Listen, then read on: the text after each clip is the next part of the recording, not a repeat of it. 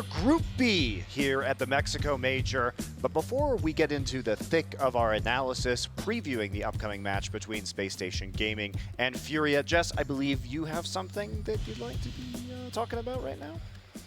I don't know. It kind of feels like something's different on the desk. Oh, you know yeah? what I mean? I don't know. You feeling like something's different on the desk right now? Maybe a little bit. A little bit. I think there's something going on. I've been sneaking around all morning, around the desk and around the studio, around Ubisoft and all of the Faceit employees, and I have a cute little card for my man Skies. I'm not sure you can zoom up on this, but trust me, at the top it says, "To a true legend of the game, happy major birthday." And I brought his friends along as well. And it's a big happy birthday to my man Skies. Happiest of birthdays, my dude. I didn't forget. I avoided you all morning on purpose. You did, yeah. And I appreciate the fact that you're here on the desk with me. Thank you so much. Appreciate it. Good luck, boys. Thank you. There you go. And if you guys don't know, I'm putting pictures up on the stream right now of all of your moments, because let's not forget, you've been here since the beginning of the game. You've been in some of the biggest orgs, in the biggest teams, in some of the biggest moments in North American history. And now you've demoted yourself as my duo here on the desk. And how the mighty have fallen, but nevertheless, your birthday gets to be spent standing next to me with a beautiful cake, beautiful people, and beautiful games. So happy birthday. Thank you. I appreciate it.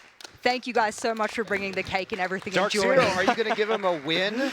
Yeah. A win in this group? You guys got to win. You got to win now. Perfect. That's what I had. Excellent. Sneaky, sneaky. That was very good. Very good-looking cake. Where did you get that? I had it. You know what? I had it done like fast-tracked as well, and it says his name. You can't see it, but on the card, every single one of the talent Ubisoft Faceit have all written to you. Isn't this the cutest, most adorable moment? Oh, happy birthday, my little man. My favorite one here. Happy birthday, Xbox Hammer Lifter. Thanks. It's a fact. Thank you, guys. Delightful. I appreciate it. So you can all go to Twitter and take an opportunity here to wish Skies a happy birthday as well. I'm sure he will appreciate it. He's got his cake. Now all he needs is that Dark Zero win, going out on top in Group C to end the day, which you will be here to talk about. I will. There you go. I'm excited for that too. Than't you. We'll just leave the cake there. It's lovely, lovely thing to look at during our analysis, beautiful. right? Yeah. Oh, yeah. There you go. All right. Well, with that, we do have to get into our Group B, and that means let's take a look at our standings here, because there will not be any movement in terms of which teams are going to the playoffs. Those two teams will be the teams facing off against each other next, Spacestation Gaming and Furia. Na'Vi has been knocked out of the tournament, but they will be playing games later today. Now, these two teams, it's very important who takes first seed. That could be a very big difference between a quarterfinal end and a semifinal end for either of these squads. Spacestation Gaming, very interestingly, in their last matchup against Furia, Furia dealt SSG their first loss in 2 months. 8-7 victory on Coastline in OT for Furia. So Furia has the chance here to start to overtake SSG. But they have 2 games today. This is SSG's last game. So they can also, SSG can just wrap up this group with a win right now. And you really want to cement that, you want to concrete that, because this is going to be single elim. I think people forget that, yes, some tournament formats have that double elimination. You've got a little bit of a second chance, a bit of a redundancy plan, and that's why the seeding is going to be exponentially more important, because I would rather go up against, let's say, I can't even think of a team, but another team compared to Team Liquid. I'm the kind of, the team that sits there and goes, oh, if I'm going up against Team Liquid because I didn't win my group, that's going to be a problem for me, and that will be a problem for someone. If I'm either of these teams, I'm shaking in my boots. I want that first seed just so I don't have to go against Team Liquid. They're the best looking team here so far, so I would not want to play them first. Yeah, and Furia has the chance. Now, the way that we saw this group work out was because there are only 3 teams present, with the Knights not able to make it to the major, means that each team had 2 days of 1 game and 1 day of 2 games. So this is Furia's 2-game day. Spacestation played their 2-game day on the first day of groups. So it's a little bit easier for Spacestation today. They will only have had to prep for Furia. Furia also in the position where they really need to win both of these. So might be a bit tricky for them. We'll see. And a team like SSG, who is going to come in very, very well prepared. Imagine you only have 1 best of 1. It's like NAL sort of going over again, or rather EU, and how we do it with the best of 1s. You guys had best of 3s, then you moved into the best of 1s. That made it a little bit easier to prepare for opponents. It's going to be exactly that kind of cakewalk. Speaking of cake, it's a bit of cakewalk for them here today. It looks great. Yeah. But yeah, like you're saying, my biggest worry for Furia is, as history repeats itself, SSG has always been better at the rematches. They always come in much more prepared. They understand how the team that they're playing performs in their play style type thing. So I think SSG is going to come to this game a little bit more prepared. Well, let's see which map we're going to get on as we head into the vetoes before we proceed in our analysis. I have a feeling there will be no Coastline or Villa played today. Oh, there's Villa right off the bat. Yeah, absolutely. That's Furia's worst map by far, and it's their least favored, and then, okay, yeah. Look, this is just really running the script. I mean, Monty wouldn't let us see the map bans before we get into this, so this is a genuine reaction of us saying this shouldn't happen. I know Chalet favors SSG quite well. I'd like to see Furia get rid of it, but they actually have one of their highest win rates on it as well, so I wouldn't be surprised if we go to Chalet. Consulate follows. I'm thinking of Kafe here. Okay. You thinking Kafe? I don't know. I mean, they've got a 50% win rate, Furia on it in the past couple of months, so it's not their best, but it's between either of them. Either I'm right or you're right. Is it Birthday Boy or is it the duo? They are really stalling this out. I'm not sure why. Birthday luck, baby. Oh. Let's go. There we go. So it will be Kafe, and as a reminder, it was Coastline between these two teams previously. We actually have yet to see Coastline on the main stream here. Yeah, it has not come up at all. One thing to note about that Coastline game previously is SSG was like on a 5-2 lead, maybe like a 6-3 lead, and Furia actually crawled all the way back and beat them. So like I said, SSG took Coastline out immediately. They didn't want to go back there.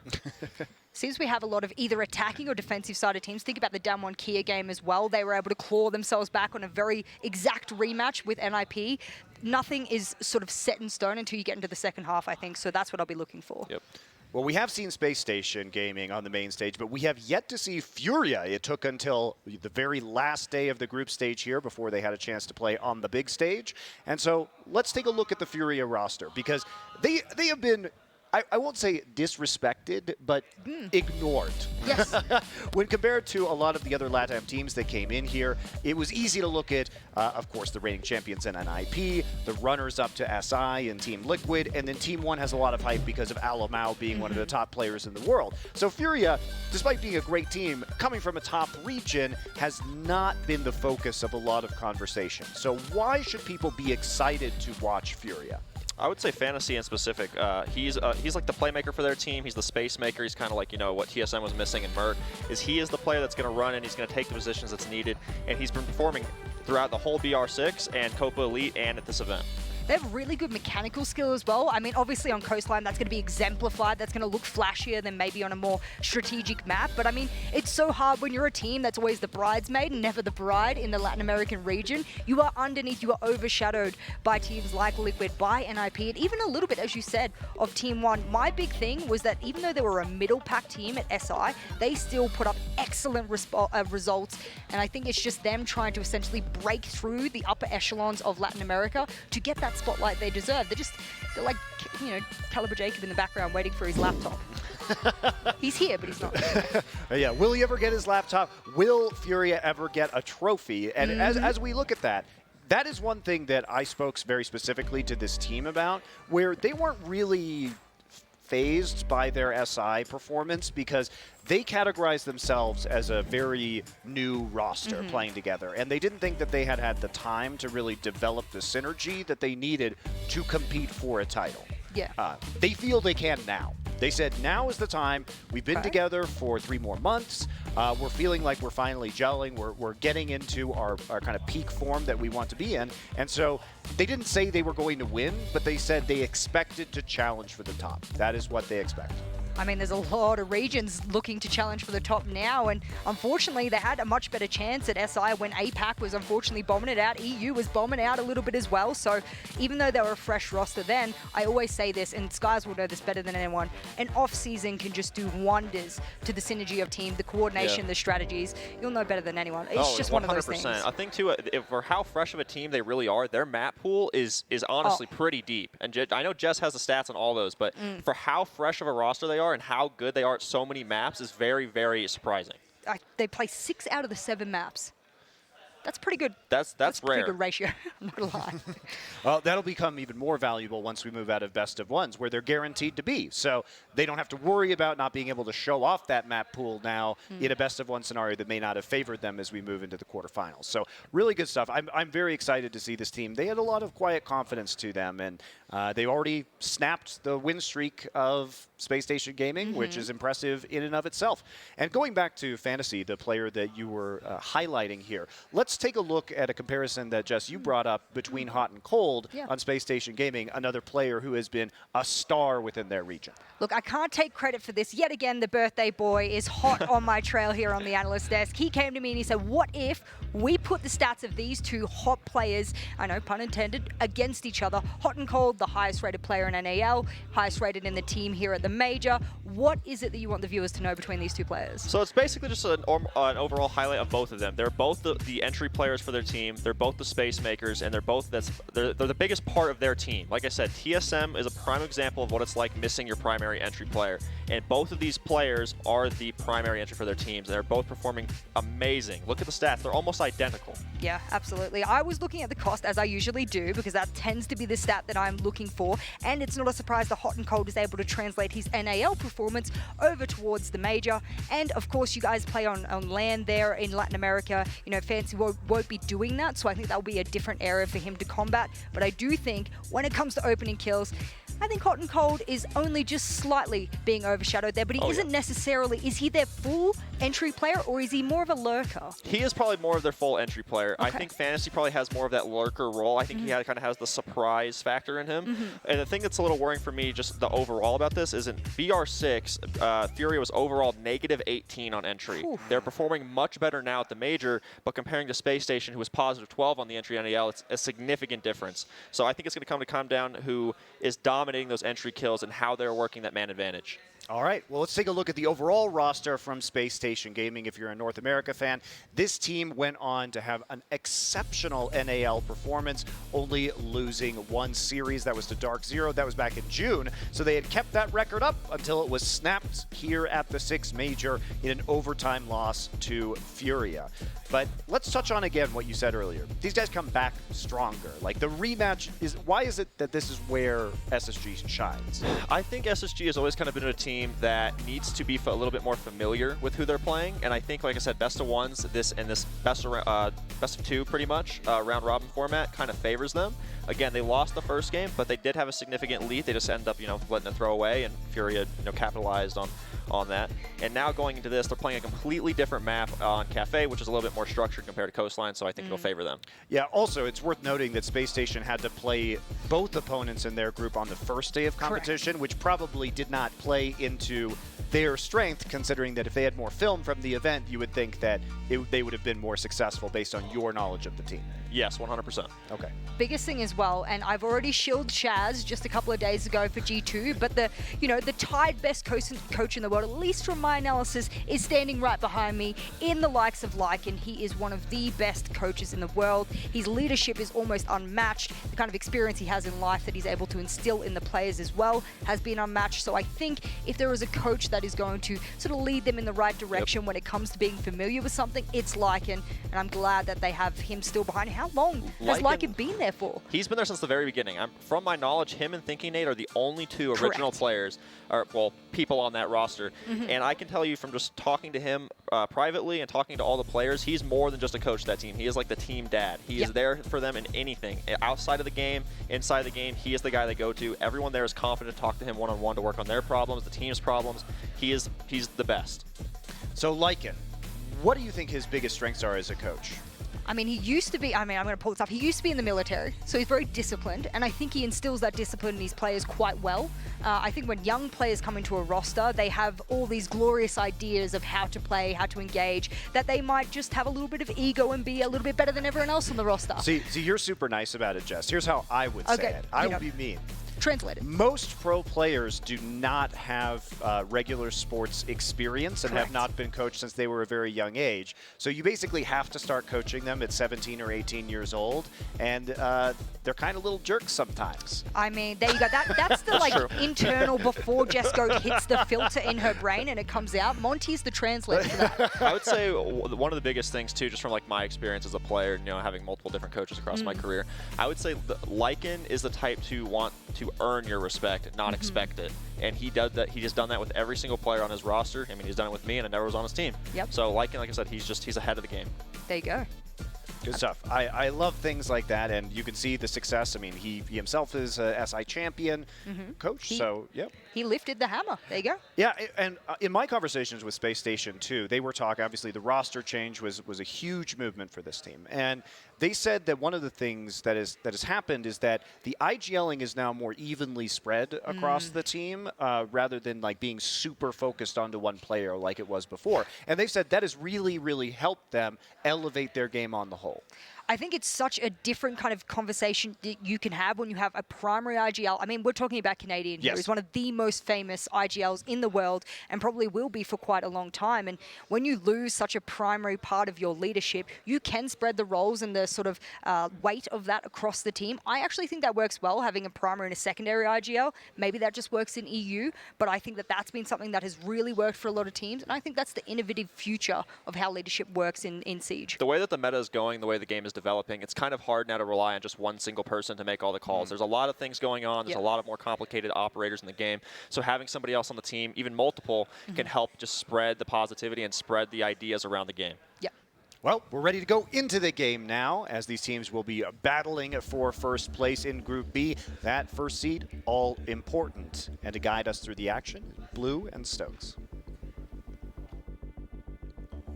Thank you very much, Monty, and welcome once again, ladies and gentlemen, to the main stage here as we get ready to dive headfirst into another matchup, one of our other repeats here as we inch closer and closer to the end of the group stage. That's pretty much all we have left here. So, Stokes, what's on the docket for this first matchup for the two of us? Well, it's Furia versus SSG, John, a matchup that we got to see earlier on the B stream. So again, make sure you guys have that up on a secondary monitor or something, because there's always action going on over there as well. But it was an 8-7 victory for Furia, where we saw Fantasy just absolutely pop off, believing 17-9 in that matchup, which is just incredible. It's been interesting watching Furia, because compared to a lot of the other Latin American teams I've noticed, specifically out of their Navi game, not necessarily the repeat of this one, that we did see fairly standard Siege, which is kind of uncommon for Latin America. We're used to seeing a much more aggressive play style, and I wasn't really getting that. I was getting a much more structured team going through the usual motions that we usually get out of teams like SSG. So I think this is going to be a very even clash in that respect to a certain extent. I think that honestly this team has a lot to offer in the likes of Furia, especially because of their coach and the likes of Twister, one of the greatest LATAM coaches that we've ever seen. Obviously going up against Lycan and the SSG guys, that's going to be a pretty interesting matchup overall. I think that this honestly provides something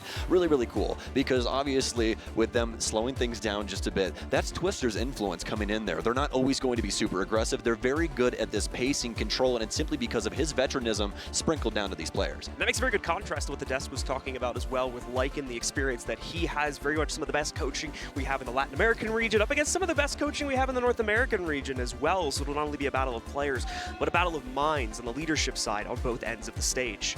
And the best part about this is we got Kafe as well. So Coastline, obviously a little more streamlined. It's kind of a deathmatch map. That's what we're used to on there. But when it comes to Kafe, a lot of strategy, especially surrounded by the utility game.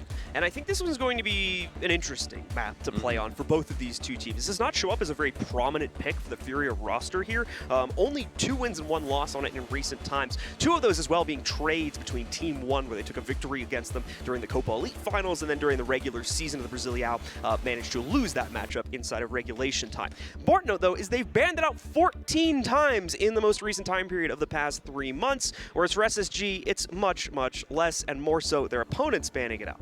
Yeah, absolutely. Their opponents have banned it out 6 times, but they've won it 3 times in recent history as well, with 0 losses. So SSG more than likely feeling confident walking into this. But we're going to enter the ban phase now, folks, between Furia and SSG. Let's see what they want to do with Kafe Dostoevsky. Should be a very fun matchup considering the play styles of these two teams. We really get the best out of both of these teams. But the first ban going to be exactly what we've expected out of all the bans so far in this tournament here. Thatcher getting knocked out. I think we've only had about 3 or 4 matchups where he hasn't been banned, so probably still sitting right at the top of our attacker ban list, as he has been for quite some time now. Second attacker ban going to be an interesting one, but makes sense considering the relevance that Ying has recently brought to this map. So knocking her out, definitely going to remove quite a bit of that execute utility from the SSG and Furia side of things. A lot of squads really liking the Ying at this LAN, and you can't blame them. Like John's saying, really solid execute utility, and those Candelas as consistent as ever with the recent buffs. But either way, secondary ban's coming in now. First offensive ban going to be one that we haven't seen in quite some time, but still a very strong one in the likes of Maestro. Obviously a pretty mainstay for especially operators that need to be placed in a locked-in position in the back of the site. They're not going to be very mobile and whatnot, and then it can obviously help out a little bit on cam duty in the middle of the round by looking into those evil eyes. A very useful operator, not even talking about the proficiency of of his gun as well. So still a very good ban just on a baseline perspective. Mira, very much the same thing, pretty much universally useful, so get her out of here. Yeah, that Maestro ban, I think, getting a little bit more traction as well here, simply because it is a ban up against SSG, and this is somebody that we see Fultz use really often. He can just be a defensive turret and just melt a couple of people with that Alda, so probably a good idea to take that away. We'll have to see what they want to trade that out with, and so far it looks like it's going to be the Echo, but this lineup overall for SSG looking very positive for Kitchen. All right, so it's going to be the downstairs start here. This is the usual go-to site for SSG, so no deviation from the normal expectation. Interesting from Fury. We did see this brought out by the team yesterday as well, but a 6-pick towards a blitz is going to make things interesting right from the get-go here. 6-pick also on the defensive side is Goyo will be swapped out for Wamai. Hopefully this blitz works out a lot better than with that blitz that we saw yesterday.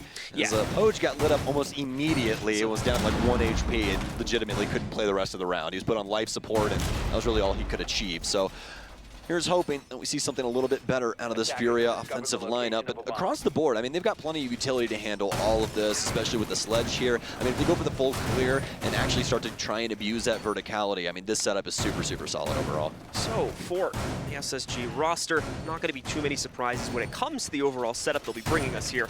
But still, we should expect quite efficient hold coming out from them, regardless of the fact that we see this being held quite often. A little bit of an aggressive hold maybe going on in the inside of Bakery, too. I am curious to see the speed with which Fury may try to deploy themselves here, considering that the blitz isn't picked. That usually leads us to believe there's going to be a much more aggressive play right off the bat. But no combined spawn for Furia, so probably going to be a little bit slower of a lead up than I was expecting. Well, with highs in here as Flores, this actually presents us something pretty cool that could happen with Bakery. Obviously, with these explosive drones, it's going to make their life pretty easy. Rare trying for the RNG shot here with the pistol at range, but nothing going to land onto these SSG members. But Furia very quick with the utility usage here, beginning to break down shields and break down barriers, making it a little bit more difficult for SSG to exist in this area. But it's hot and cold as the first contact, as will I. Hot and Cold going to continue to maintain that position. Not nearly enough utility pressure to force him off. You'll note those 2 ADSs sitting on the ground there, as well as probably a couple other pieces of utility to support him in this specific situation. But that Bakery counter going to be enough by itself. It's enough as well to completely push Furia away from that play. They think and realize that there's going to be way too much time needed to clear that player out. So they're going to go back to the usual vertical top-down clear instead, already sending Rare down through the red hatch. There's still a couple of things that they want to try and abuse around the map. You can see they haven't used any of High's drones at all, so that was definitely not the game plan, even though they could have tried to push it farther. But now they're trying to find some picks around the map, and it's mostly Fultz on the roam right now. Some on the mid-level, but now has some support here around VIP. He'll simply be rocking the M590 on white stairs. These staircase fights, so very easy for the SAS operators, and that's why he'll be prioritizing this for right now. Doesn't want Fury to be able to jump too far ahead here, but obviously could have some issues here with the Blitz if pressured properly. Blitz so far is great for clears here. None of the SSG members really going to be able to take that on in an individual 1v1, especially with that Blitz being supported usually by Zofia or another member of the Furia roster close behind. Fultz, though, getting aggressive. This was a problem for Furia in the Navi matchup, was this unweighted aggression from the defenders being unleashed upon them and them just not really expecting it. And Fultz, given full access to the white stair, is going to go all the way up on top and probably just sit here waiting for the aggressive play from Furia where he'll finally be able to strike and make some impact against these attackers. This is super unfortunate. With the way that Kafe usually plays out, it takes a lot of droning to clear out these floors, and Miracle's been on his drone for the last minute here and did not get that last air jab down on white. He still has one inside of his pocket, and that's exactly what allows Fultz to slip through their fingers and more than likely cause some major damage. But now it's Hot and Cold under fire, down to 1 HP here. Fantasy just simply sending shots down range with the LMG of Zofia. Doesn't need that AR in the slightest, but he does need some assistance from Rare. Rare does get lit up, but it's just down to below 50 HP. Fultz, oh no, ends up spraying wide. He'll give up his position, but still hold on to red stairs going in the last 20 seconds. Fultz patiently waiting this one out. He knows it's going to be a massive distraction for Furia as they need to try and go for their execute now here. And unfortunately, they're not going to be at full strength as a result of that. They have to leave someone back on flank watch, but it doesn't really matter. High's clearing out most of the interior defenses here. Bosco, the last bastion of that defense between him and Fultz here. Can they deny the plan is the big question. Here comes Fultz in the meanwhile, diving down to rescue the round with only 2 seconds left. They might be getting it done, but hold on here. It's not over yet, but thankfully it's played out safe by the last SSG member, and they take it on the timer. Kickstar and I were just talking about this a little bit ago. The SAS Operator kit is one of the most potent kits in the entire game when it comes to the defense, and that's exactly why. That SMG-11 with an amazing DPS, as well as the M590 able to back anything up in a close engagement. You can just see how well Fultz and Bosco are able to use these kits to their advantage, really apply that pressure to Furia, and make it to where they can't get the plant down like they want to. Furia ends up getting split up with that top player still upstairs waiting for the plant to go down, but just simply could not assist the last remaining Furia member inside of Kitchen. So let's see here now. So Furia gets off to a seemingly good start on their attacks. Ultimately, though, not with enough attacking power to actually work their way in. And that flank in the final moments from SSG causing so much of a distraction and so much delay, so much hesitation on the Furia attack. They're not able to get themselves in quickly enough and take out that final SSG member. So the defense strides forward, takes control of that first floor defense, and now moves upstairs here. And as well, now available in the Rainbow Six store. You can see we've got all of the new Rainbow Six share skins, including Furia's own skin for the R46C. Feel free to head in the store and check that out now. All purchases will support your favorite teams. The R46C? Whatever. I'm just messing with you. There's so many guns. 416C. 416. I think I like combined Jaeger and Ash's guns. Yeah, I think I like somehow combined the two. You're just playing Yu-Gi-Oh! Polarization real quick. I was trying to read the screen real quick, and yeah, it didn't go well. So fantastic. Sorry. I will say this though, it is a really, really cool skin. I like the shiny metallic paint that they ended up putting on the 416 for Furia's skin. But either way though, speaking of Furia, they will be out and onto the field now, and real adjustments coming across here. Rare will be on to the Mav here, as well as IQ coming in for Fantasy, but not rocking the G8, sticking with the Commando, which is a pretty decent AR. Still one of the most damaging ARs in the game, just really doesn't have the rate of fire to back it up, so you got to be consistent. So let's see here now for Furia, as they've been out and about for a few seconds, what the initial bouts of control are going to lean them towards. Right now, it's that fairly standard roof take just to open up the hatches. We do have a couple other players that may be waiting out on Rappel, and apparently fragging on Rappel, as Miracle on his way up to the roof is going to be able to catch Hot and Cold, giving Furia the opening advantage inside of the round here. Team has barely even started to establish those rappel positions in the meanwhile, so SSG will have to be careful now. Aggression is going to be very hard to throw out against these Furia members, and that will make Furia's opening clear here, especially towards areas like Cigar, a much easier task. You're still going to have some commitment, however, as we can see, one hiding in the Cigar closet will still stand in their way towards the red drop. You can see the influence SSG have over this space as well, with the control from the laser gates and the castle barricades, but this is starting to become a routine thing around the Cigar area, so Furia more than likely practiced in breaking this down. But that doesn't mean that SSG can't spoil the situation for them, even though seems like we are going to have some things on the move. Fultz, though, reading the situation so very well. He knows Furia likes to continue spinning the map, especially with some of these entries, seeing if they can possibly get some picks, just like we saw previously with Hot and Cold. But now, damage starting to come in towards SSG. Rampy taking a lot of fodder, but not a lot of fire onto his actual person up until the grenade pours in. Lenda actually going to get refragged here from Fultz through the hatch, and he'll be able to back off as well. Miracle was down due to the hole in the red hatch, and Nitro Cell chucked out. They're able to take that player into a down state, but thankfully due to the additional pressure coming in for the other members on Furia, they're able to take down that member on the SSG roster. They're Hot and getting knocked out, or excuse me, Rampy actually getting knocked out in that specific situation there, and allowing for the retrieval of Miracle to keep 3 players up and standing for Furia. Still though, they've only got this red hatch control, as you can see, nothing else beyond that yet, which is surprising considering how well this round started out with them with the initial pick against Hot and Cold. So very surprised they've not been able to push any further than that, but now the time is forcing it out of them regardless, thinking they're going to start to rotate back over towards either red or white stairs position to begin crunching against the remnants of this Furia attack. And this is exactly what SSG needed. Fultz, one of the best LAN players when it comes to North America, currently 3-0-0. Doesn't need assistance, doesn't need to die, just needs to get these frags. And he's put Furia into a tough spot here. He's going to continue to do so as well, to triple for him on the round, and make that 4 kills to his name as well. Rare and Highs, now the only remaining 2 players here for Furia. Bosco and the rest of SSG continually holding things down. Nate will hold on to white stairs as Rare tries to push forward, but there's a bullet cam there just to give up his exact location. Fultz with the flank here, not able to get it done, but that arm on Aruni instantaneously popping that castle barricade. Highs will at least be able to clear that up, but can he get this backup kill here? This needs to happen almost instantaneously, but an oversight as Highs goes down, thinking Nade gets his 2nd kill on the round, and that's going to be SSG with 2. Yeah, SSG never faltering despite going down a player at the beginning there. They actually double down a little bit on the aggression, specifically towards the Cigar and red drop areas there to try and battle back, and it works out perfectly there. Start running down the numbers there for Furia and bring it to a point where unfortunately they no longer have the manpower to successfully push their way in. At that point, SSG just has to play to their setup, run out the rest of the time, and as we see again, they're able to successfully do that, claiming themselves the 2nd round.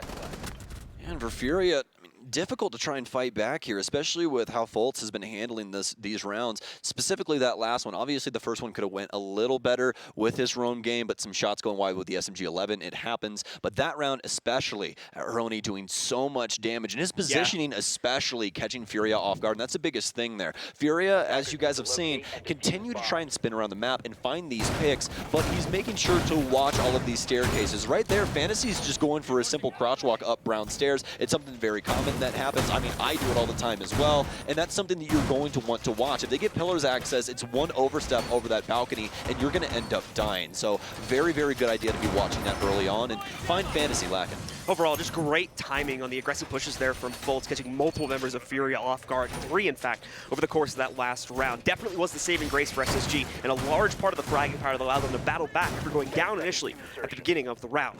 Still going to be an emphasis on the third floor defense here from SSG, but don't make a mistake of thinking they're defending it again. It's obviously locked away. Now we're defending the second floor, but still needing to maintain that extended third floor control deep into this round to try and waste the time away from Furia, not allow them to establish the top-down angles with their sledge or the rest of their soft breach, and successfully attack the site. And I don't know where that came from, but hot and cold. Did he get it from the garage? I'm going to guess white garage. Big smile on Matt's face after that one. Miracle. Going to take a quick dirt nap, and that means no air jabs for Furia either, so they're going to have to worry about these staircases the entire time. This is and with the way that Fultz is playing, Yep. oh man, that's so dangerous. That was exactly what I'm going to make. We've seen it 2 times in a row already. Neural link. SSG has been absolutely abusing these flanks and these staircases to the fullest extent that they are able to, and air jabs is going to be the best way to try and curtail that, as it would put an instant stop on any of that aggressive play potential from SSG. Now it's completely unlimited, as they have absolutely no way to stop it on the attacking side, save for leaving someone to watch them. Well, Highs also wanting to get in some gunfights as well. You guys can see he switched off of Flores, and that doesn't mean that he can't be aggressive when he does play Flores, but the thing is that it requires a lot to get Flores to go. He has to sit still, drone forward, explode things, do that kind of stuff, and he also has to be cognizant of staying alive for his utility. With somebody like Ash, the breaching rounds, a little bit more straightforward. Hey, we want to get rid of his shield, we want to get rid of this, just burn it for me real quick, and then I'm going to go shoot people in the face. And that's exactly what his main game plan is right now, so we'll see if they'll be able to achieve that. He brought the Claymore as well, so they'll at least have some semblance of a flank watch going on. But you can see SSG already have their pick. They know how Furia is going to act for the rest of this round, so they're just playing patiently to see what the next move is going to be. And what it seems like to me as of right now is a freezer push as Rara pop a hole and simply see if he can possibly get something done with this. But the sad thing is he doesn't have a frag grenade, so he's going to have to wait for Lenda. Rare continuing to hold this back now, waiting for the potential to push through. Surprisingly, that speaker hadn't been shot yet on the inside of Christmas. I wonder what that Are you noise- telling me that you don't love Russian opera music? I was just like, what is that music in the background? I thought somebody was like playing a speaker behind me, but no, someone actually didn't shoot that speaker for the first time in like 30 years. But it's probably been taken care of by now, and it's a small note anyway. Furia still looking to make up for the deficit they have been facing ever since this round started, playing it ever so slowly so as not to make another mistake, not to overextend and lose another player. But that comes the consequence of a massive time sink. They're only just now fully clearing out the third floor, and I think that's largely because SSG has been satisfied with the amount of time that's been wasted up here more than anything else.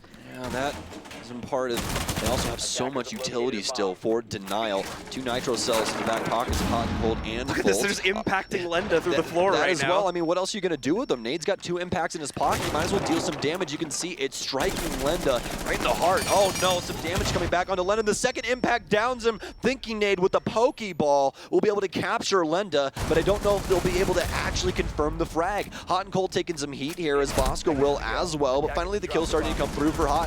After that down earlier though, still bleeding out on the floor. SSG finally gets some frags on deck, but with only 5 seconds remaining, they'll be able to get Lenda up, and it's Fantasy inside of the make it a 1v4 as he'll jump right down in the white stairwell, but it doesn't matter. Stay alive to keep those stats looking somewhat pretty, but SSG with 3. Funny little play there from Ramp. He kind of lost the situation a bit as he tries to save his own life, but thankfully his teammates are absolutely on point, as once again, due to a lack of time and due to a lack of any aggressive capability in the early to mid round there, Furia has nowhere near a satisfactory amount of control that they need to actually aggress onto that site in the final seconds. I can guarantee you they definitely didn't have the time to drone that out either, so for the most part they're going in blind, and that'll usually lead to a shutdown like we saw just there from SSG yet again. And you can already see the adjustments here, John, from Furia. Just like you're talking about, not enough information for them to really have any influence over that top floor, and it's just SSG right from the jump taking it to Furia, and they're not able to try and fight back. So they're going to make some adjustments here. The biggest one obviously being Lion, but Yana also being adjusted here for Highs. And that's going to be his 3rd third operator. Obviously already playing Flores. Ash for that last round, but we saw zero impact from that. So instead, he's going to bring the Gemini clone to see if he can possibly get some extra information to assist Furia in these gunfights, because besides Highs as well as Fantasy, everyone else is lacking right now. So Furia still looking to adjust, still looking to make up for the deficits on previous rounds and find them some form of success here on the attacking side of Kafe. Should be noted for people who are newer to Siege, obviously these maps will have a bit of differential when it comes to how favored or unfavored it is for the defensive and attacking side. This one tends to trend towards the defensive side, but not too much further beyond the advantage that SSG currently has here. If they start getting into the 4 or 5 round territory, things are going to look rough for Furia moving on to the second half after the 6th round here. But let's take a look at what they're going to be focusing on for round 4 here first. They're bringing a lot of different flair here, a switch up from the Nomad to the Lion as well, so they have a more direct form of potential execute utility as well as mitigation for the constant movement that's going on in SSG's roam game. Lots of options here for Furia.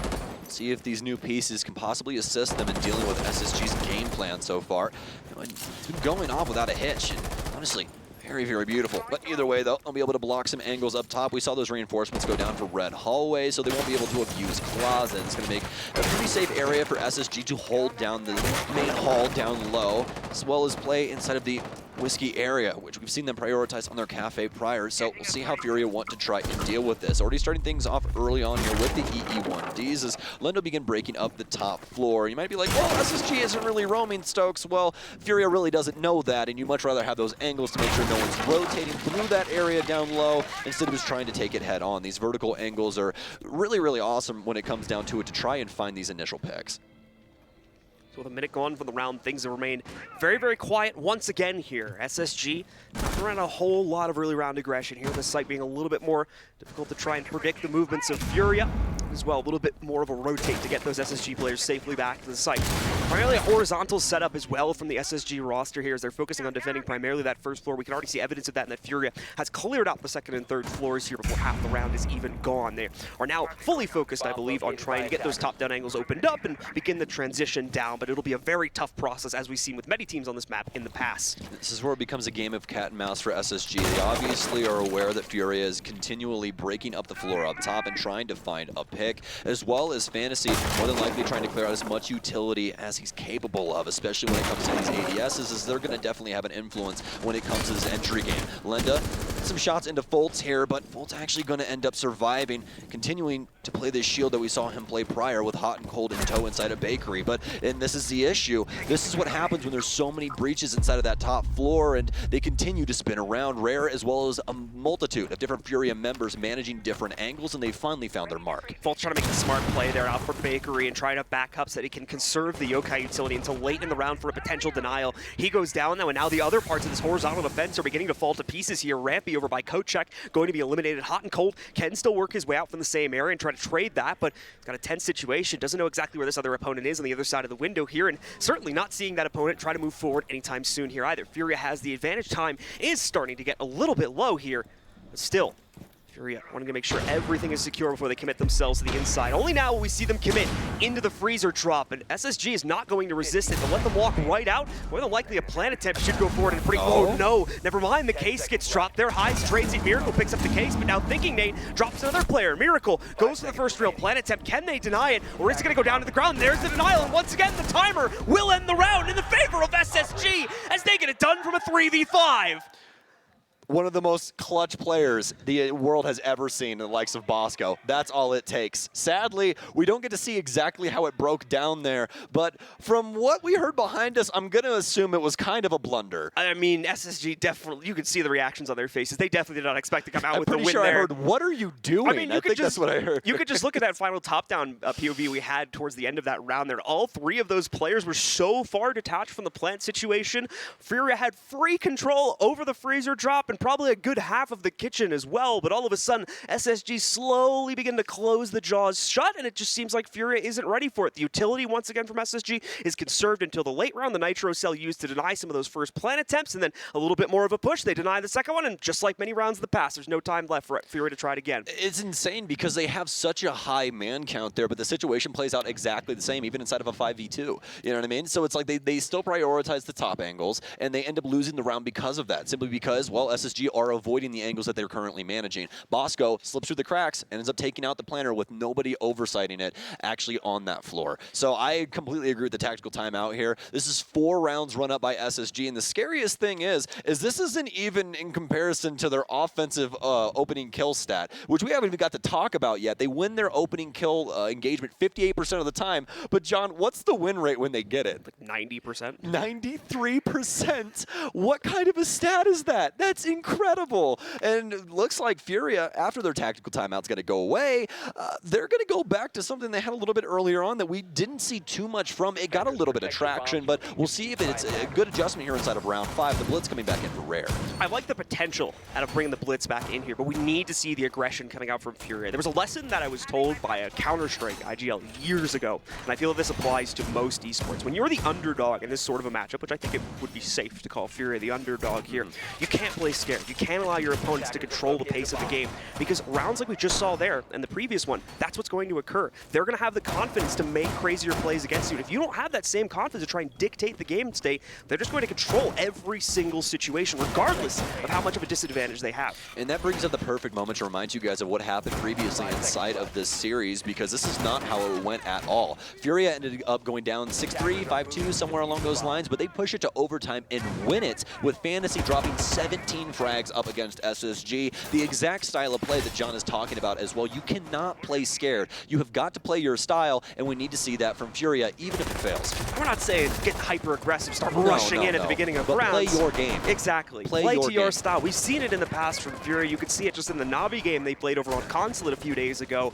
But right now, for me at least, we're not seeing it inside of this matchup. So hopefully things change up both in this round and the final one coming up after this before they jump on the defense. Foltz's ability to understand where the entries are going to be coming from, especially inside of this game right now, is just unparalleled. He's been able to read out a lot of where the initial droning and things are happening. He knew that Furia was more than likely going to be active on this floor, so he's going to play Brown Stairs, which is a pretty safe option early on, and he's going to get a good read on the situation here. The cool thing as well is that they're going to be able to back this up with Bosco. This is something that you don't necessarily see on mid floors, but what's really cool about Pulse is obviously the ability for that Nitro play in an early pick, but besides that is that cardiac sensor. He'll be able to assist his entire team when it comes to this info game and take out a lot of these Furia members unbeknownst to them. He's going to maintain a very safe position too, so he should be pretty free to scan essentially the whole building from, I believe he was over there on the inside of the dining room, pulling that one off, trying to fend off some of the pressure towards the white garage and white stairs spot, as well as what we're seeing across the rest of the map here from Furia. But once again, just like many of the rest of the rounds in this half here,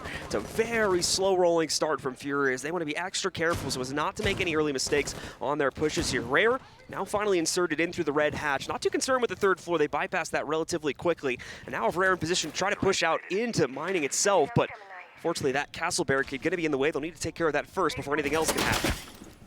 Hot and cold, hell of a flick, but sadly onto a hologram. And the other thing about those holograms when it comes to Alibi is that when the Gemini hologram hops into it, High still gets marked, but it's not going to matter. Lenda's actually going to have the first frag here. Rare might have one of his own. It's going to be a flash out. The pistol can't get it done, but finally the ADS to clean it up. Hot and cold take it down, and Furia with their first man advantage in a seriously solid spot here as we'll start the plant up. Golt's going to be able to get one from underneath the castle barricade, but it's not going to be enough. The MX4 Storm just not strong enough for the lamb damage, and actually the plant not going to be able to go down either. Fantasy backs off, but Bosco now the only remainder here for SSG.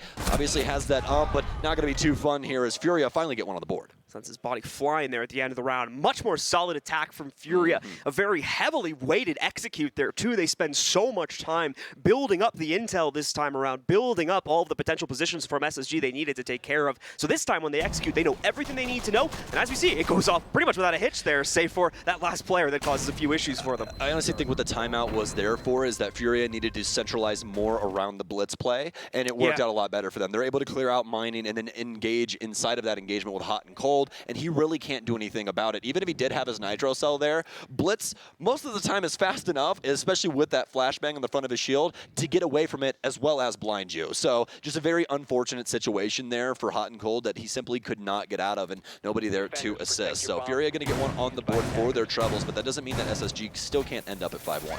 Great read on the setup there as well from Furia, enabling their capability to enter and take care of Hot and Cold's position without risking a potential trade by realizing SSG had a fairly weak hold from that avenue, allowing for the majority of their execute to go off in that direction. SSG not going to be trying the mining site again, and they were drifting off from what we normally see them pick just a tad there. Going to head back into library, which they've already been able to leverage for themselves previously inside of this half here. Final round of the half as well, so let's see if they can solidify what's still going to be a very impressive advantage of 5-1, or Furia is truly back to play now, trying to make this 2-4. Yeah, switching some things up here. It basically just feels like the Gundam, just reinforcing everything right now and getting prepared for this engagement with Furia. That last round, obviously, quite successful for them. SSG just not able to try and negotiate a pick, but we'll see what they can possibly do this time. Obviously, Furia is still going to stick to this pick for Rare with the Blitz, and honestly, this has been the most successful Blitz play that we've seen throughout the tournament, at least for us personally. So we'll see if they're able to continue this, but SSG more than likely have something in the cards for this as well. We're not going to have any direct counters in the utility like Legion or something like that, but there's still plenty of utility across the board here to really give Rare a hard time. But with the rest of the primary team from Furia already taking that quick roof control for themselves, just opening up the hatch work, nothing really to remark home about, but start to see the drone, the real drone phase, I guess you could say, for Furia begin to come up here as those players will now stand by on the roof and begin the clears as some of the other members of this team on the roof will hop onto the rappel, start looking for options to entry in through Cigar and a few other areas, and of course look for potential opening pick opportunities. They've already found it on this site defense in the past here as SSG has tried to roam just a tad too close to that window play. He's paid the price for it. Not looking like they're going to find anything this time, but at the same while, there's not a whole lot of massive resistance to the red drop, so Rare, as a supporting teammate, can once again move in here relatively quickly. Here we go. Rare obviously going to be the front man for Furia. See what he's able to achieve this time as he walks in towards Pixel. As for SSG, they're simply playing to their strengths, playing back towards Stack as well as Cocktail here. Don't want to give Furia a pick early on. Bosco will go fishing though from the top of White. Has the FMG9 instead of the instead of the M590 here. Obviously still has that SMG11 as the secondary, but this is going to be very strong positioning for him with this smoke setup. He'll be able to delay time, especially around this Pixel area. This is going to make it difficult for Furia. They want to be able to get top control here and start abusing these vertical angles like they did in the past, but Rare just has no option to try and push forward here. I still think he ended up getting tagged up from one of his teammates from behind, but they simply don't have any answers.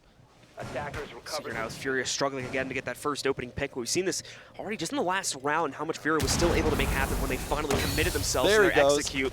Utility starting to come out. That covers the white stairs with the smoke here. Rare's going to be able to push forward. Won't find anything on the inside of Cocktail, and it's a good thing his opponent doesn't catch him here. Bosco sitting around the corner still in a very powerful position. Now catching the blitz and getting the headshot. Followed up by a knife on the fantasy. What a crazy play from Bosco. And he's got more coming around the corner here. Another battle looming in Cocktail, but he finally backs away from it. The work's been done. The case has been dropped. They've got the 5v3 advantage. They don't even need to be here anymore. It's back downstairs to wait out the last 30 seconds. He guns Rare, he uppercuts Fantasy, and now Furia put right on their behind, thinking they're going to push it even further, taking down Lenda. It's a 5 versus 2, and this is just an SSG half in general, but this specifically is going to be an SSG round. After Hatton Cold takes down one of his own, it's only up to Highs, more than likely just going to play out the timer, so they get a little bit more time to conversate in between rounds. But Furia, very lackluster offensive half here to start us off. We're going to have to see them try and fix it on their defensive half. It's a flawless round here for SSG. John,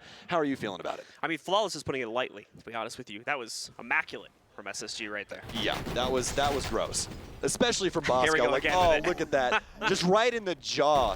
Oh, incredible.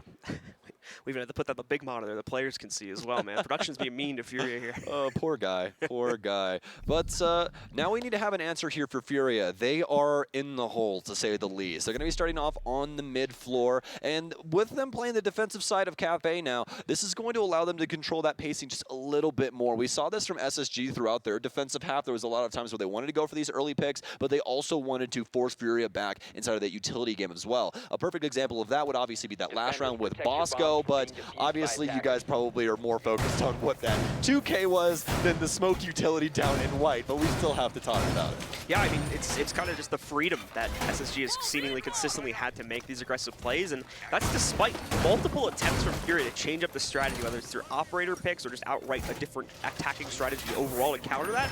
And for the most part, it didn't really work, save for the one round going down to attack the first floor, where they finally found some success for themselves. And actually, no, even there, SSG was able to retake. It's what am I talking about?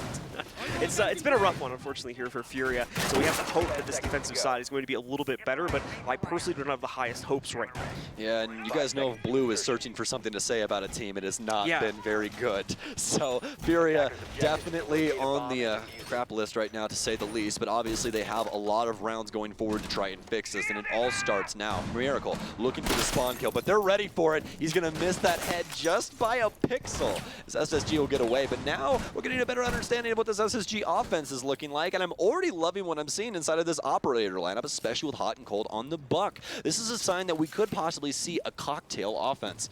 Miracle with a smart choice there just to back away, and look at this team, man, moving up, coordinated as heck, or even changing their repel position at the exact same time. I mean, you can make a commercial for this game out of what we just saw right there. But anyway, SSG just moving through the usual opening motions here, nothing too special if we're being honest about it, and now beginning to drone out that red hatch, similarly as we were seeing from Furia in the last half here, to get them that red drop access, and more than likely by extension, the cigar room, and following more and more of the third floor. Well, it's multi-floored hold here for Furia. Rare will be downstairs. He's got at least one reinforcement to counter out the angle here from Trophy, so he'll be able to play around this. Has that Nitro Cell to counter out anything that happens upstairs as well. I don't believe he's going to have access to the angle to actually blow up Ticket if he wants to, but I can't remember it currently off the top of my head. I will be honest with you guys, but either way, that Nitro Cell is going to come in quite handy, but not until Fultz just surges right on into Train and shoots Rare right in the top of his head. Looking for a second opportunity, and he's given it there for a second, but realizes it's missed. Goes back behind the safety of the reinforcement on that wall right there. Seems like the player on Fury doesn't want to reattempt things either. I believe it was a Miracle. Could have been Lenda too, as those SS operators' silhouettes are pretty dang identical. We're going to see Fantasy, though, still maintaining a position up here on the third floor for Fury, which could cause some problems for SSG going into a late round scenario here, but SSG doesn't seem to be too concerned about it. You can see they have flank overwatch with their Hibana, keeping an eye on that thinking name, making sure nothing goes awry there. And Fultz, now that that player has fired some shots out, looking like they are going to go for the direct confrontation instead and try to knock Fantasy out. The nade should be taking care of the deployable shield, but as you can see, he's got a second fallback just by the white stairs position also. SSG are doing such a bang-up job of managing these angles. You can see Furia really wants to stick around and see if anyone's going to step out with utility in their hand or something like that, and possibly find a pick like onto Rampy here, but he's not going to have as much influence anymore. Obviously that Sledgehammer very useful, but with Hot and Cold here, obviously assist in that. So obviously that cocktail offense not going to work out either. For some reason I thought they were top floor, but either way, in that mid area, so Hot and Cold still going to be able to abuse that skeleton key either way, but he's crouch walking right now. One of the things that everyone loves to see or hates to see, it just depends what kind of a fan you are, but can he get it done? No. Fantasy crouches right underneath the bullets as he'll be able to hold onto this top floor for the entirety of round 7. But Thinking Nade and SSG have other plans. Where are they going to try and assault from? Well, it can't be the top floor anymore as they all get taken down. Fultz with very minimal time in no case has to try and get something done here. It's a frag grenade out. He'll see one, but not enough damage done. Only 5 seconds remaining, and there's really no way that he's going to win this out. He gets the initial kill, but doesn't have the actual case. It'll be a triple for him. Another kill for Fantasy and a round for Furia. Yeah, Fantasy is the MVP of this round by far for Furia. It's only when SSG notices him that all of a sudden their entire attacking strategy is derailed. They'd been making great progress on taking control of mining and trying to push in from that avenue for the first minute and a half of the round, but suddenly they realize Fantasy is blocking their way from on top of the cigar. They don't want to leave that undealt with, so they try to switch things up. The problem is I feel like that spaces their attack out far too much, though, and there just isn't enough of an individual push that is successfully going off anywhere on the map to allow them to get the control they need to try and turn that round back into their favor. Yeah, to handle that setup that Furia has upstairs, because if you guys have noticed, they have a deployable shield pixel, one on stacks, and then there's one inside of Cocktail. So what that is for Fantasy is it's just he backs up to the next bastion every single time. And he's going to continue to play around these shields. This is something that we see TSM do with Bolo a lot,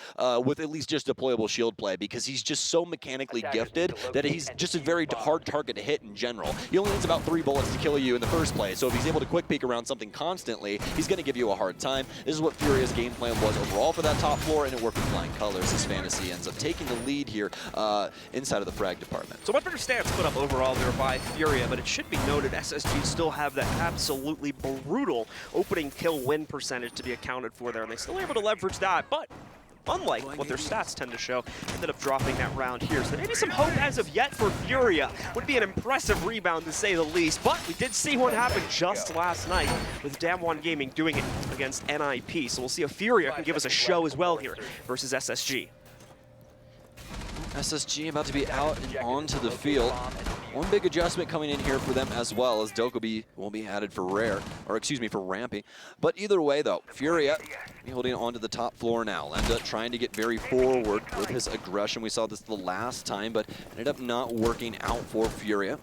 Not able to click the head of SSG, but still able to get the round nevertheless. As for this overarching strategy, though, it's quite solid, and what we're going to see the typical clear here for SSG, as with Kafe, you're kind of forced into it. There's no real way to just rush in and get stuff done. We've seen it a handful of times, but it's not something you're going to see. It's obviously a rare case. So Hot and Cold just doing his job there to quickly open up the hatches. Once again, that same buildup that we see at the beginning of most of these rounds here for SSG as they quickly try to take care of the opening checklist here to make sure that mostly Furia can't get aggressive against them, but at the same time they take up positions to punish that should the need arise. That'll be a nice bang if it hits. A little bit off base there for Lenda. He catches it just at the perfect time to avoid his own death. Great angle work there from SSG, though. Nearly got a winner for themselves, and what a shot that would have been on the bank for the nade right there. Oh, speaking of shots! Making up for it nice and quick as he gets a pixel peek against Ray, able to take him down and restore the early advantage once again for SSG. Listen, guys, if there's one thing you have to trust me on, just use the ARX over the G36C. The gun is so incredible as Hot and Cold pushes even further for SSG here, taking down Fantasy. The top frag now gone for Furia, and options dwindling. Also the biggest obstacle by far that SSG had to deal with in the previous round. A huge part usually of the Furia time-wasting strategy. So now that's gone, and it's less than halfway through the round that player has been eliminated here. SSG already moving in, establishing presence in from the reading room here. Could establish a bottom of the top angle actually against the one that's holding upstairs on the inside of Cocktail. We'll see if that'll be possible. The drone already finding Lenda out, and he quickly loses more and more ground to actually fight from. He'll go up on top of one of the Cocktail desks here to try and see if he can survive the angle and fire back, but at the same time, more pressure still coming in as Lenda falters to Hot and Cold from down below. Highs, the only one that's going to be able to trade anything out so far here from Fury as he takes down Rampy. Miracle also still in this as well, though, holding a top stairs position, and more importantly, trying to delay the push here with the Toxic Babes. Rampy getting taken down, but it's the upside down repel for Thinking Nade to eliminate Miracle. All of a sudden, it's up to Highs. Kind of a poor position in Christmas, but still has the capability to get something done here. But Fultz surges forward through Whitehall, and we'll find him from the deployable shield. Very nicely done here from SSG, but Fultz really making some magic happen on that mid-floor there. And again, I will reference this. That ARX is such a powerful rifle when it comes down to it. The G36C nowadays is no slouch, a headshot machine when it comes down to it, but the body damage that you get with the ARX, you just can't hold a candle to it. Only real negative of that gun is going to be like ammo capacity. That's literally for sure, it. But that's literally it. most pros by far will know how to deal with that at this point, so it's very easy to work around for the most part. Yeah, I mean, when you're shooting that straight where you only need like, 4 or 5 bullets, ammo all of a sudden doesn't really become that big of an issue. The thing is that the ammo is obviously an advantage. That's why we've been talking so much about Zofia LMG this event. That is very, very true, and I think it's part of the reason why we're going to see those ammo changes coming in, like they were talking about during the reveal there as well. So I think a lot of that getting standardized now. So we'll see how that potentially changes up some of the play potential for those guns when that is going to be implemented. But we're getting into this next round here for Furia. We'll see as they're now going to be going up against the match point disadvantage here for SSG. It's 4 rounds in a row that Furia now need to leverage for themselves. We'll see if they can get the first one here on the first floor. Well, Furia's offenses on this specific bomb site were very, very poor, but SSG could obviously change that up. We're not going to see any big changes for SSG here. Rampy will obviously be the one continually calling the audibles for his operator, as he will now have the Maverick, and that could assist him a lot of different ways. Also, Rampy not having a great day today either, 1-6-2, and he has not been happy with his own performance throughout this LAN so far. So we will see now. He's going to be able to continue to improve upon that. Like we said, definitely not the most relevant performance inside of this specific matchup, but thankfully some of the other players, we can see here Hot and continuing to do a fantastic job from the leadership position, excuse me. Fultz as well, really fragging out inside of this matchup at 11-4 right now. Continue to see him excel on the Ashes. SSG are beginning to put the pressure very quickly on the Furia. They're going to bypass the second and third floor clear, it looks like, and go directly into Small and Big Bakery and try and take that control away from Furia. Furia realizes this. They send their coach check player upstairs now to try and establish a top-down angle.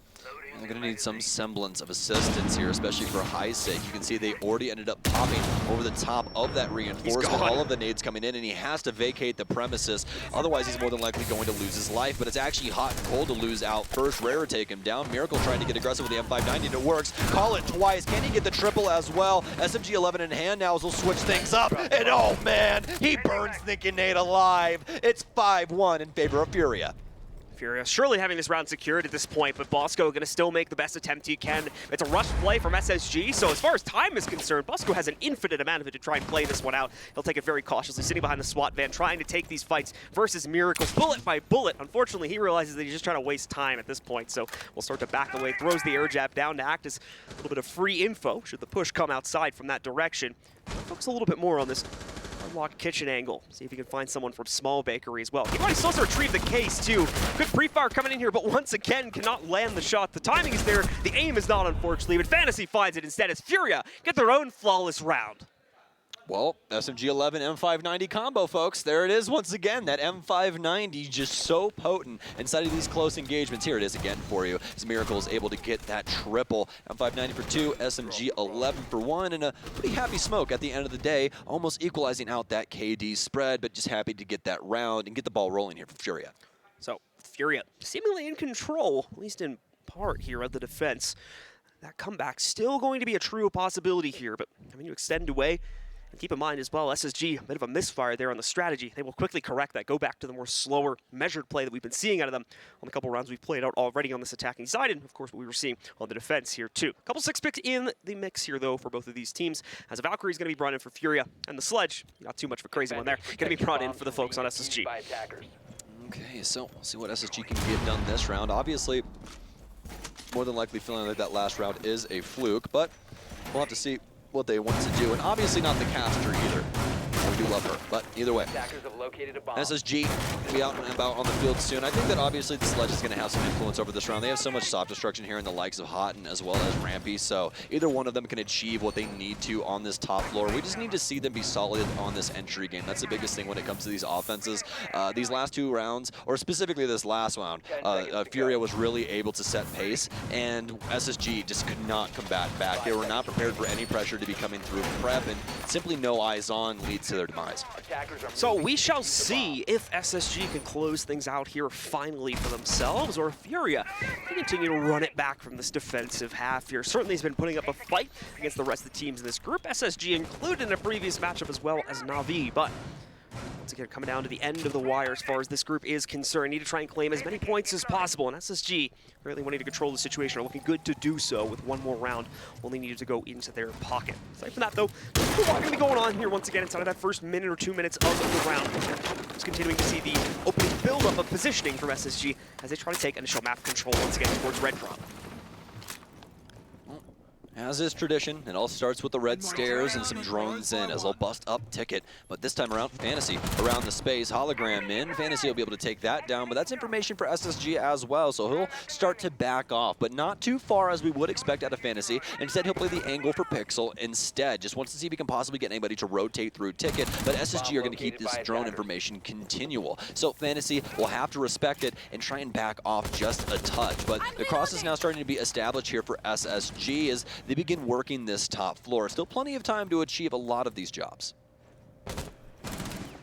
See SSG once again, that slow broil here. Looking to make sure they don't overstep. Furia has been tricky to deal with, specifically here on the 3rd floor. So that can explain in part some of the hesitance we're seeing from SSG to try to just rush through and steal the rest of this map control away. Keep in mind, obviously, we're not attacking the 3rd floor itself. We're still focusing on a 2nd floor defense, I do believe, here from the Furia roster.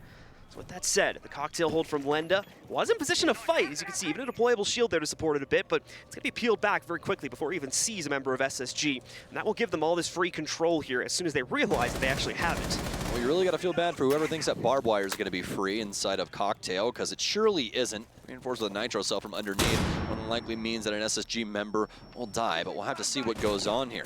Minute left here as Hot and Cold begin to clear out Cocktail. Does he get blown up from this barbed wire as he clears it, or is it going to be the Yana who's going to make the fatal mistake here? You can see there's some holes here as well, so they might be able to hear from underneath. This is just, it's just a little scary to be honest with you. I think they have an idea. They're avoiding it, so they definitely seem to be aware of the fact that nitro cell's been pre-placed there, and there it goes. It goes off. So Furia trying to make things happen does not pan out. Instead, it's going to be SSG getting the opening kill for for themselves. As Lenda, once again, will be the first to fall on the inside of this round. A great nade, too. Not actually going to kill either of the players it was thrown towards. And in fact, Miracle able to get aggressive after taking the damage from that nade and knock out Fultz here. Rare with the top that angle, but he's also getting some hits here from the sledge. But a turnaround from Rare as he takes out Hot and Cold while still taking fire from up on top. As Rampy finally gets the trade, we're very low on time, but the good news is Thinking Nade is already halfway through to the plant. However, it needs to get him without getting interrupted here. Here comes the interruption itself. It's going to get down on the ground, but Thinking Nade's the only one left here. He gets taken out by Highs as well. What a fast retake from Furia to stay alive yet again and get the 4th round on the board.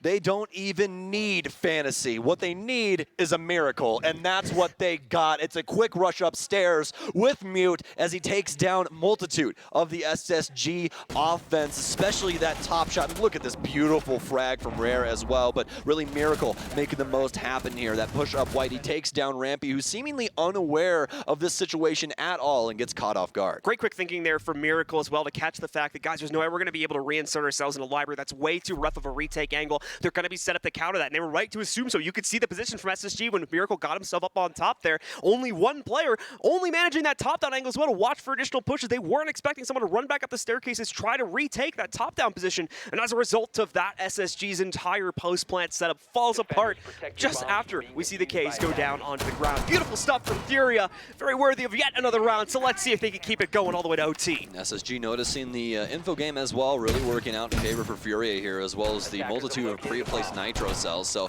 probably want somebody that could see forward here, give them some insight as to what the situation is on a couple of these floors, and try and clear out some of this info game as well. And that's why Fultz is going to switch on over to the IQ. We're going to have Rampy change this up as well, though, as he'll be bringing the Yana just for that extra info game as well. They don't want Furia to go unchecked here, especially with how these rounds have been going. Furia starting to become a little fireball, and this could become an Inferno soon.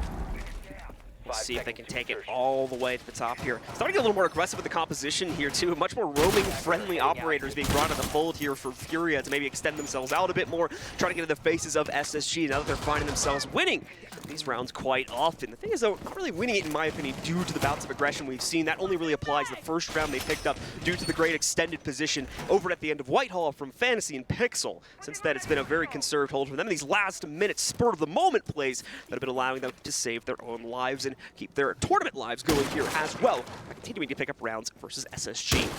Spacestation Gaming will be getting to the roof here. It's Hot and Cold to pop open the hatches here. As well as Thinking Nade getting in to assist with the walls. And pretty solid game from SSG thus far, but specifically from Fultz. We talked about him a little bit earlier and how he's such a solid LAN player, one of the best inside of North America, and he's showing it here once again. This has been a whole tourney thing. He's currently 11-6-0. Aside from his own performance, though, still seeing some of the other members of SSG, most notably Rampy, struggling just a tad here. He has picked up a couple kills since we last remarked on it, but faltering behind here. An increase to his performance would probably be just what SSG need to push them over the edge, but hopefully Fultz and the rest of the crew still going to be able to get this job done, as they still have 2 more opportunities, including this one, to try and win it out. This is a lot of aggression going right into the face of Miracle, seemingly ready for it, but no, can only go 1 for 1. However, the rest of Rare and Furia quickly responding. Lenda and Rare picking up kills. SSG falling apart at the seams. They try yet another aggressive play, and for the most part, it fails. They're down to a 2v4. They have been able to cause a slight pause at the minimum here, but the problem is Thinking Nade is committed. He does not have a safe way to fall back here. Bosco can't leave him hanging dry. He needs to support him in some capacity. They need to commit themselves further to the site now. SSG has to win out these frags. It's the biggest issue now, a stun out, but I believe that they know that Heise is close as well, but it's not him until the last moments, simply waiting for his time to strike with the rest of Furia as they bring it within 1. SSG 2 times in a row now. They think they have a clear path forward onto the site where they can just frag their way to a win with raw aggression. It has not worked out on either attempt. Furia has outright countered it immediately, both times, and now sits at the precipice of match point after going down 5-1. It will trigger an obvious tactical timeout here from SSG, as clearly there's some discussion to be had. Slightly late here from SSG, but still a solid time to use it. Inside of regulation right now, SSG wants this victory, and some insight from Lycan could be extremely useful. Furia have rung up this scoreboard time and time again, and especially that last round, it just looked like it was one of those tilters for SSG. You need a moment to take a breath, especially with how that all breaks down inside of mining. I mean, it was just poor, to say the least. Yeah, even though that player only goes 1 for 1, that player causes such a large amount of delay just by getting up in their faces. Even the nitro cell, everyone's like trying to run away like panic rats. spray that or spread out so it doesn't blow them up. That causes causes enough delay for everyone on Furia to quickly snap to position to watch for that type of a push, and as we see, shut it down once again. Very similar as well, I believe, to how the kitchen push was shut down, as there was a similar extended player playing out from the bakery spot that caused that same delay. Well, it's exactly what we thought it was going to be. Furia end up switching sides, and they've been setting pace this entire defensive half. SSG have only been able to muster a single round for this offense, even though we did think that it was going to be quite solid, especially with the way that Fultz had been playing. I thought the entry game was going to be pretty clean, and that they were going to be able to at least get these 2 rounds fairly straightforward. I honestly thought we'd be ending up at like a 7-4, 7-3, but hey, we are on the precipice of overtime. One more round is all Furia need, but at the same time, the same thing can be said for SSG to end the game itself. The pause should be ending any moment. We'll be hopping back into the game to see if SSG have come up with the winning strategy. What exactly are they going to bring out here? As it is going to be another kitchen defense coming in from the Furia roster here as well, as they'll try to pick up that final point needed to get them into overtime here. SSG not going to be changing up the strategy too much as we look at the operator lineup here, as they're bringing a lot of the same flair to the table here. Just that LATAM and APAC energy that's got you in a tizzy over the last couple days. It's the morning too, man. It's always the first cast is rough. Oh, of course. But like the biggest thing is that I just feel like I've gotten so much energy from these teams, as well as Ace and Dez with their support of the APAC region from yesterday. And honestly, I feel like we might be a good luck charm. I'm not going to try and jinx it. I'll knock on some wood real quick. But for these teams, every single time we end up casting them, they always go to overtime. So we'll see what happens in this round. I could have jinxed it. LATAM, please don't, I'm not going to give you any ideas. you just called yourself a good luck charm. So if there was ever a jinx, that was it. Hey, listen. But that's a bit bold to call yourself a good luck charm. No, I said we could be. That's what I said. I'm not sure about it. Well, 10 seconds remaining. It's a possibility, John. I think most would disagree, but I we'll would leave it as up to well. that. I'm a very unlucky individual. As we move forward into the final round of regulation, this is it. All the build-up, all of the lead that was built up for SSG, as well as the fact that they pretty much immediately after the first round of this second half here claimed their match point. They have been unable to leverage it since then. Now, Furia going to try and get hyper-aggressive here. Rare going for the balcony run out. Quickly realizes his mistake, though, and falls back to a deeper position inside of the building. It's quite lucky there is. It seemed like Fultz was ready with that ARX to decapitate him at any moment, but he'll end up be able to scurry back inside. Maintain his life. Furia. It's a positive thing as well as throughout the entirety of this defensive half, as we've been talking about, they've been so strong inside of these opening engagements, really giving SSG a hard time and just making it practically impossible to get these executes to go off like they want to. We've seen a couple of plant attempts, but nothing really to call home about when it comes down to SSG, except for that last round that obviously went extremely sideways on the retake from Furia. SSG a much more careful attempt this time. They're going to be taking their time out to try and make the X-Kairos open up a clearer path from the small bakery into the big bakery in case there's an extended position from Furia that they're going to try to play out into yet again. Rare as well. Unfortunately, not going to be able to see a whole lot here. An early smoke utilized by SSG covering things off and unfortunately making it seem as though Furia needs to shift out of that position. But they realize now that the smoke has faded away. It's not going to be so much the case. The smoke actually mainly blocking off the X-Kairos that they can't be so easily shot out. And so that the hole there that SSG needed could be deployed. Miracle, though, creates a bit of a two-way window here, so he can also fire back into small the moment SSG hop in. This is a very calculated SSG right now. Able to at least get Fultz inside of lobby. He'll be holding on to this. No one playing coat check here for Furia either, so he'll have full run over this area, minus Whiskey, which is currently being occupied by the Mozzie of Rare. So Furia doing a very good job of maintaining pace. They're not trying to overextend themselves and give up too much early on here. SSG is still trying to find some answers, as, well, the game really hasn't worked out too well for them just yet, and also still a hold going on for Furia on the mid floor. This is a very slow-moving SSG, but as we're starting to get a better picture, this is starting to look like a bakery offense. SSG ready to deploy here, starting to open up the last bits of the utility they need. It's Rampy going to be trying to deploy the nades deeper to the inside. We're also going to start seeing those micro mollies go off deeper to the inside of the site to try and push back to position, but it's not working out. Highs is taking the largest amount of damage from those, nearly actually losing his life to it as he was caught on camera, but still, first kill going to go to Furia once again as Fantasy's able to take down Fultz. Beautiful. Enough positioning for SSG though to still sneak into the site, start putting the planter down onto the ground, and it's great support coming in from his teammates. That support will succeed here as well as as Rampy's going to be able to get another kill just as the plant goes down onto the ground with the elimination of Pies. Trade this back into a 4v4. Rare, though, coming back down through the red stairs, starting to put additional pressure on the SSG, and he's not going to be alone. Lenda also grouping up with them to start crunching on the SSG post plant. Will it be enough, though, as we go down into a 3 versus 3? Great air jab positioning as SSG are tearing it apart. Lenda's the last hope now, needs to push back in, but another swing from Rampy will solidify the match for SSG instead as they take it at the very bitter end of regulation, 7-5. All we needed to see was the final form of Rampy. It takes a triple kill from him, but SSG get it done, and he has to really feel good about that one, especially from what we were talking about earlier. He's not been happy with his performance overall at this LAN, but that going to be definitely a positive for SSG. And that is the ultimate problem with that 5-1 deficit that Furia unfortunately went down to after the first half. Is yes, they were looking great. It was such an impressive comeback. If you had maybe 1 or 2 more rounds inside of that first half, very good possibility that could have at minimum triggered overtime, if not gone the way of Furia outright, but just definitely nowhere near enough being done on the attacking side for them to leverage that back, and they fall 1 round short of at least taking things to overtime and trying to claim some points through that. Yeah, a great attempt, though, by Furia. That was truly incredible what they were able to muster, especially from that defensive side. Love the play style. I love how they were able to set pace the entire time as well. And it was just beautiful to watch. Yeah, absolutely crazy stuff coming out there from SSG. Definitely a little bit of a rough work on their attacks. Those 2 more aggressive playstyle, or 2 more aggressive rounds they tried to go for,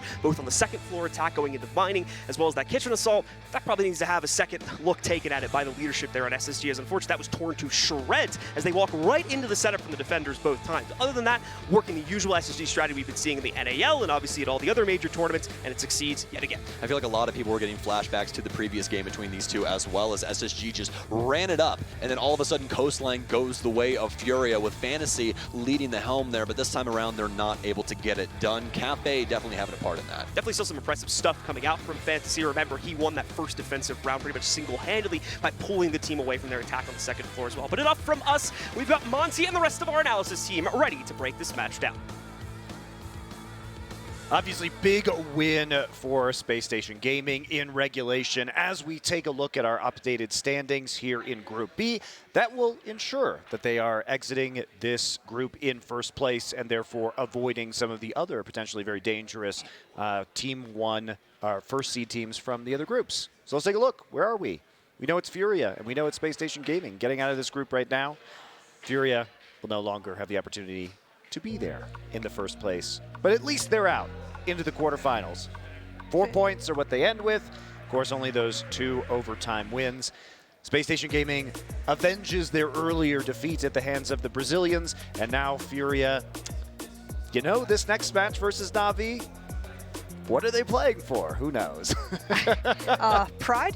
So you might be wondering, here, I will say this, to those wondering, the reason why Na'Vi, even if they win in regulation and would tie in points, cannot eclipse Furia is because the head-to-head would be split at that point in time. But because Furia's win, they have 2 wins. Meanwhile, Na'Vi would only have 1 win, and the first tiebreaker is head-to-head. Second tiebreaker is who has more wins. It is actually impossible, even with a point tie for Na'Vi, to get out of this group. That's how it works? That's how it works. It used to work on like round differential, and there was all these different things, and then they just went, you know what? We want head-to-head, and then whoever has won the most in a percentile basis, and that's it. And I think that's a much simpler way of looking at it. The group is a little disappointing just because I'm curious how good Knights would have done. With how dominant APAC is looking, especially Damwon Kia, it's just, you never know. It could have been a complete upset. Yeah, and speaking of Damwon Kia, I will give you a spoiler as to their match that's going on right now with G2 on that stream. It is not over yet, but I looked at it right before we came out here, and currently Damwon Kia is up 5-1 at the half on Villa over G2. 6-1 now, I'm being told. So they won the first their first defense round. So they were on attack first. They have now moved over to defense and are on match point. So super dominant this time around. Damwon Kia just day to day keeps getting better. I mean, Rin did say on Twitter no one can handle his aggression. So I mean, let it hit, and let it hit really hard. I mean, look, G2, they win, you know, 1 more round, then it is really G2 at that point. And we like to mean them in EU for that. So. All right, yeah, they had troubles. They bounced back yesterday. Looks like they are getting it taken to them today, unfortunately. We'll see if they can come back. It does seem unlikely at this point in time, but we've had some pretty big comebacks, just like with Damwon last night versus NIP. So certainly anything is possible. We will keep you up to date on the final score of that match. Might be while we're doing this analysis, in fact, if it ends quickly. So let's talk about Space Station Gaming and how this game went for them, because as we heard Blue and Stokes saying, it was a very SSG-style game, very methodical, just kind of running their protocols, running their defaults, doing what they do best, being structured, being cautious. Yeah, SSG, I think this game, up until like the last couple rounds, they were just playing the basics of Siege. They were playing their positions well. They were zoning out the Furia players, and you know, the teamwork and discipline from those guys showed, obviously. I mean, Furia had no answers for them at the beginning of the game.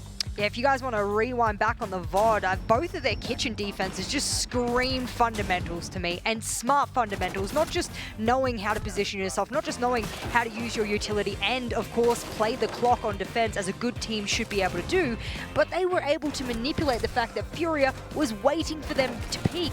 And of course, that's what a lot of people say. I mean, Siege's, whoever makes the most mistakes essentially loses. And, well, SSG didn't want to play into that one for Furia. And as a result, Furia, they kind of had to make their own space, and that didn't really work out well for them. Oh, yeah. On attack, Furia was just, they seemed like a little like hesitant and scared compared to what we're used to. SSG was playing positions, not putting their cape on, trying to make hero plays. And Furia was forcing, was trying to get SSG to make a mistake, like Jess had said, and SSG was not doing that. Furia was trying to just hope that SSG would. They just want them to peak. That's all. Yep. As you can see, there was 6-2 for a while. There was a long time on match point. What did Furia do to get themselves back into this game? Because they were nearly able to force an OT scenario despite being very far down. I think on the defensive half, it was the complete opposite as their attack. Yeah. So on attack, they were not forcing any map positions. They were just trying to hope that, you know, SSG would leave and they could take it for free. But on defense, they were the complete opposite. They were not letting SSG get any position at all. They were being the aggressors, and SSG could never get into an execute position. Yeah, and the biggest thing for me as well is that when the half switches, and of course we know Kafe can be a little bit defender-sided, you have a lot of map to go through as an attacker, and even though it's not the 20-second meta anymore, you got to destroy a lot of things to get access to the site. So for me, I liked that SSG were trying to do some rush strats, going into mining, etc. Unfortunately, Furia, they rely a little bit on the mechanical skill, and what was waiting for them at the door, a bit of mechanical skill to slap back. Well, now that this group has concluded in terms of where people will end and where people are going to be going in terms of the quarterfinals, we'll discuss the potential ramifications of that and have you guys do some predictions about where both of these teams might finish in this tournament. But first, let's take a look at round 4, because it's one thing to talk about the fundamentals. It's another thing to see them in action. You picked this round, Skies. Why? So basically in round 4, it was a planning position for Furia. Hot and Cold, Thinking Nate, and Bosco were the last 3 alive against a 3v5 with 10 seconds left. Hot and Cold is playing like that Liquor angle, worrying about the brown stairs, and before he dies, he throws a C4 over Liquor and stops the initial bomb plant. Thinking Nate now is pressuring red stairs as Bosco is trying to sneak in behind the plant, and the player in the freezer, I believe was Lenda, or Fantasy, I can't tell who it was, wasn't covering the cross for the plant. So Bosco was able to sneak by and just, you know, he plays position well. He didn't die, and that was one of the biggest things that he had to do. A little bit of sneaky. Oh, Crouch yeah. walk over towards the plant. All you need to do is stop the plant in a time situation. When I said they played really smart fundamentals, they brought that time all the way down to 10 seconds. That's hard to do in a 3v5 situation. One of the most underestimated things I think isn't talked about enough is the site player just staying alive and allowing the players agree. outside of the site to make something happen. Yep. And I think Bosco specifically is very, very good at that. Yeah. All right, we're going to return to power rankings from the Oh, boy. first day of Uh-oh. our tournament here at the 6 Major. And we're going to see how people are doing. I wish we didn't have to do this. Oh, no. All right, the Team Liquid, so Ace and Jackie up there, everyone else with NIPs. Space Station Gaming up there for basically everyone except for Jess, which is, so I'm doing this to you, Jess, Yep. because, you know, Space Station has shown weakness. They've lost a match. They almost let Furia back into that one despite their amazing NAL record. So they may not go far at this event, in fact, and I'm going to be interested to hear your opinion on where you think their ceiling is going to be. But this is pretty surprising overall. Team 1 up there a lot of the time, BDS, seeming like, maybe a little bit low compared to the results that we've seen. Yeah, absolutely. I mean, BDS has disappointed us time and time again at events, at Invitational, etc. I mean, the Kings of EU seemingly only have the capacity to be the Kings of EU, and that has been the problem. So I definitely think that when we're looking at these power rankings, that I have put them in 4th, and this is the last-ditch effort that I'm ever going to give them at an event. And if they disappoint me, boys, again, I can't do it anymore. I'm going to have to put you at the lower end of the spectrum. Yeah, and looking at this too, you see Liquid and Empire up at 2 and 3 for you, despite being in the same group. So maybe both of them will be able to get to a semifinal match if you have stuck with your thinking, at least from that point in time. And you have Space Station at 8th place. So thinking they were, top 8 at this event, which is now where they have cemented themselves. Yeah, I'm not sure. Obviously, power rankings are so incredibly difficult when you haven't seen day 1 matches. Sure. And I don't enjoy doing them beforehand, knowing very well that I don't know whether or not the SSG honeymoon that I had already preconceived in my head as an EU and APAC North specialist, and of course Skies is going to stand there and go, well, actually, no, I don't feel it's a honeymoon period, and therefore I might look a little silly at the end, but I'm willing to take that risk. And I wish I had have put TSM a little lower there. Down in the down 1 Kia spot is probably where I should have put him. Yeah, and speaking of Dom 1 Kia, let's go to the last slide here boy. with the remainder of our teams, because it's going to be a lot of Dom 1 Kia from many people. The down biggest here. surprise? Or? A lot of IG2, which that one surprised me more, I guess. Oh, Jess, we have Dark Zero down there at 13. I have it at 15, so. That's fair. You're new. You're new. Mine's pretty bad down here. Cyclops, Dom 1 Kia, Dark Zero, all of which are likely or already locked into being playoff teams. I'm really upset that I've done this to the NA teams. I mean, shout out to NA for proving me wrong. I think what I like when I go to an event is I want to be proven wrong. I don't want to know the script in my head before I get there. If there has been improvement, or if, especially with DZ, at least in my mind, there has been significant improvement, and they are here to play and they have a consistent style of play style here, and I think it works really well. I want to see it outside of the group, but they are obviously way higher than 13th. You flopped on the NA teams. It's very clear I flopped on the APAC teams. There you go. I significantly underestimated them. Cyclops specifically, I didn't know much about Damwon Gaming. So, Damwon Gaming Kia, I'm sorry. Yeah. So, it is what it is. That's the fun of power rankings. You just kind of go with what you think. Well, Yeah. that match has just ended for Dom 1 Kia. So, spoiler alert right now. As we said, they were playing up against G2 on Villa, and they have just closed the game 7-2. So regulation win for Dom 1 Kia. That is going to mean wonderful things. I don't have their standings right in front of me right now. It may have guaranteed them a playoff spot with an additional 3 points. Just checking right now. Yeah, I was going to say, you can I'll see let me you check. scrolling through to double check how that sort of places them. They got that 7 points. Everything is all done and dusted outside of that NIP DZ and... DZ Dom 1 Kia game. I don't know what's going on in this. I don't know. Okay. I don't know. We'll I'll get tell back to you with that later on. The Those are going to be brackets the are last 2 matches of the day here on the main stream. Likely, it will still be up in the air because things were very close in that group. They so. are at the bottom, a little bit close there. So, I mean, 4 points each for G2 and NIP. So that's where it sort of gets a little bit spicy with only 7 for Damwon Kia. Only 7. All right, we'll be back with more of that later. I want to return now to Space Station Gaming because this is a team that had one of the most brilliant domestic runs in North American history. They're coming in. They take their first loss in a while to Furia, but now they bounce back and for most of the game look dominant. They're exiting in number 1. Why do you think SSG was overrated in your opinion? Because you placed them a little bit lower than everyone else. And where might they have troubles when they enter the playoffs? I am always very careful when I have a team that brings in a new player and they're playing really hot, and then honeymoon is just screaming around my brain. It's racketing around because what happens in EU is that has happened with G2 in their recent stage. I don't want that to be a sort of recurring theme here for all of these teams. I think I've applied it to the North American team because I feel hot and cold might be unleashed for a little bit and that might slow down.